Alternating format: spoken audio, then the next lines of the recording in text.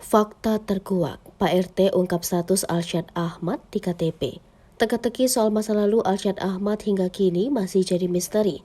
Berbagai bukti perceraian di pengadilan agama sudah terkuak, namun Arsyad Ahmad masih bungkam.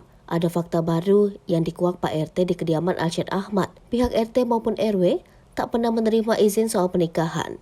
Konfirmasi itu nggak ada, tapi masih cari daftar registernya. Karena ada pergantian RT, cuma nanti kita konfirmasi lagi, kata Pak Tata, Ketua RT kediaman Arsyad Ahmad di Bandung. Seharusnya, kalau nikah laki-laki harus dari RT, RW, kelurahan baru ke KUA. Dulu surat nikah Gia, kakak Arsyad Ahmad ada karena nikah di sini. Ada surat menyurat lengkap datanya, sambungnya. Bukan itu saja, pihak RT juga menyentil soal KTP Arsyad Ahmad. Arsyad belum ganti KTP dari yang pertama kali aja sampai sekarang belum imbuhnya. Ditanya soal sosok Arsyad, Pak Tata menyebutkan bahwa sepupu Raffi Ahmad itu pandai bergaul dengan warga.